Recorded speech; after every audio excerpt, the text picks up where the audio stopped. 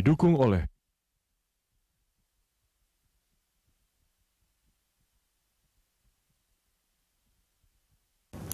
Anda kembali bersama kami di Inspirasi Ramadan, masih bersama dengan Bapak Arief Hidayat, Ketua Mahkamah Konstitusi. Pak Arief, kalau kita tahu bahwa hakim ini selalu penuh dengan godaan pastinya, dengan berbagai macam perkara yang datang. Nah, ini bagaimana Anda membatasi dan mengatasi godaan-godaan itu?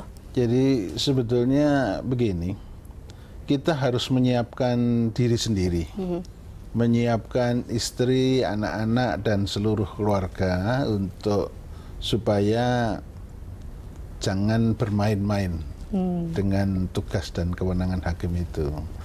Karena pintu masuknya bisa juga tidak dari diri sendiri, bisa dari istri, dari anak-anak, dan sebagainya. Oleh karena itu saya katakan tadi, yang pertama harus merasa bahwa hidupnya sudah selesai.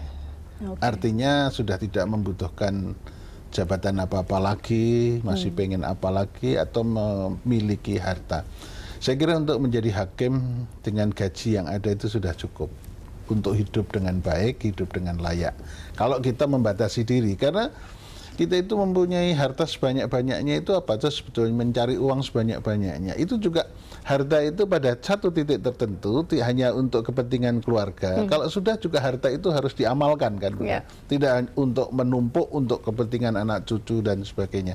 Itu harta itu ada batasnya. Karena kalau kita tidak membatasi diri, berapapun saja masih kurang. Itu yang pertama.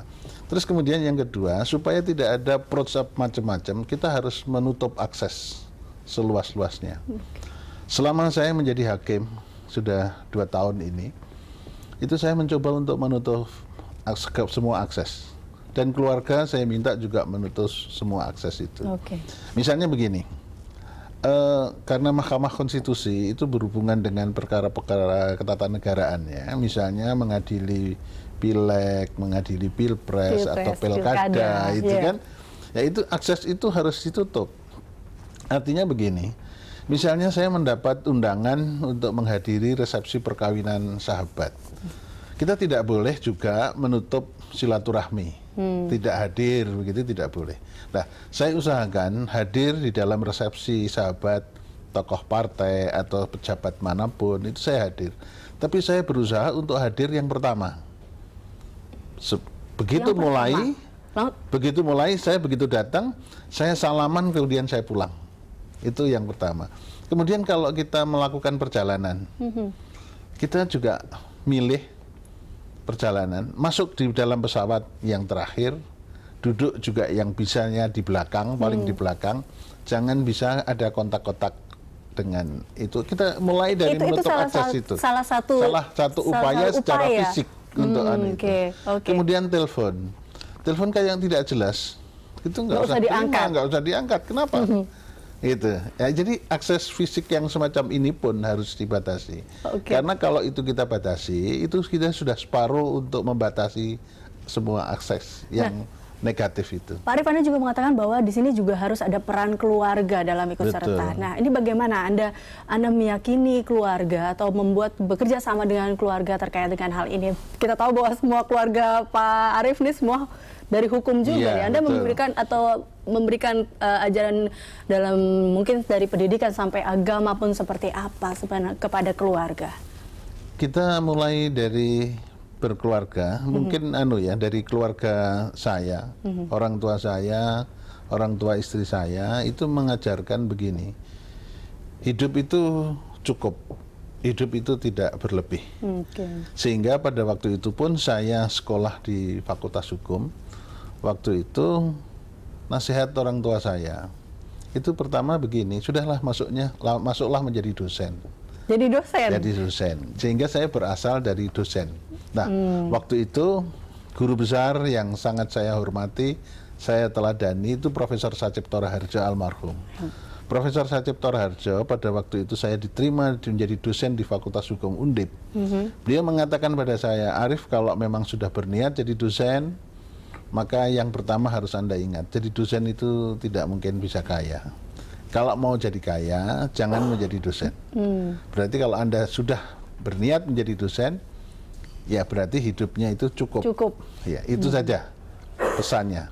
Dan ambisi yang harus Anda kejar secara positif adalah cari jadi guru besar. Itu saja. Sehingga pada waktu saya kemudian menjadi profesor, menjadi guru besar, kemudian dengan gaji dosen, profesor yang sudah layak begitu, saya menganggap bahwa hidup saya sudah selesai. Sehingga kemudian saya bisa menjadi hakim Mahkamah Konstitusi, menjadi wakil, kemudian sekarang terpilih menjadi ketua. Saya menganggap itu bonus yang luar biasa. Oke. Sehingga saya merasa bahwa saya sekarang ini itu menjalankan amanah bonus yang diberikan oleh Allah Subhanahu wa taala. Itu bisa dikatakan sebagai buah dari sebuah keikhlasan dan kesabaran atau cukupnya dengan seperti itu kah? Karena begini, hidup itu kalau kita memang tidak membatasi, itu tidak ada habisnya. Oke. Sehingga saya mengatakan ya, hidup itu sudah selesai, hidup itu sudah cukup. Begini sudah cukup. Kalau itu selalu tidak cukup, berapapun kita akan tidak cukup. Dari situ kita beri pengertian kepada anak, kepada istri, dan mereka sangat mendukung untuk itu. Oleh karena itu saya mengatakan pada anak-anak saya tidak bisa memberikan memberikan warisan apa-apa selain kamu harus juga sekolah setinggi-tingginya. Oleh karena itu dua anak saya sekarang juga sekolah untuk memperoleh derajat gelar doktor, karena untuk bekal mereka sendiri saya tidak bisa memberikan warisan apa-apa dalam jumlah yang banyak, ya cukup saja untuk mereka hidup, mengawali hidup ini. Karena saya katakan dulu saya juga oleh orang tua juga dibekali juga tidak banyak, tapi saya dibekali untuk lulus sebagai sarjana, mengabdi pada jadi dosen dengan standar yang cukup, hidup dengan sebaik-baiknya. Gitu. Dari cukup itu sehingga akhirnya sekarang menjadi sesuatu yang lebih. Nah, sekarang sudah lebih daripada cukup tadi. Karena gaji guru besar saya sudah merasa cukup, apalagi sekarang jadi gaji sebagai ketua MK. Mahkamah Konstitusi. Iya, betul, itu jadi luar biasa. Sangat bersyukur. Sehingga pada waktu saya naik mobil sebagai ketua MK, saya tidak ada lain selain saya bersyukur kehadirat Allah Subhanahu wa taala. Sudah kau tinggikan derajatku sedemikian rupa, itu yang harus kita nikmati dan kita syukuri sebaik-baiknya. Oke, baik, janji Allah pasti selalu ada ya untuk umatnya. Dan kita hidup mengalir dengan sebaik-baiknya. Baik, gitu. Terima kasih banyak Pak Arif Hidayat, tentunya ini sangat menginspirasi kita untuk hidup cukup dan berterima kasih dan bersyukur pastinya. Baik, terima kasih Pak Arif. Dan pemirsa, demikian inspirasi Ramadan kali ini. Terima kasih atas kebersamaan Anda. Sampai jumpa.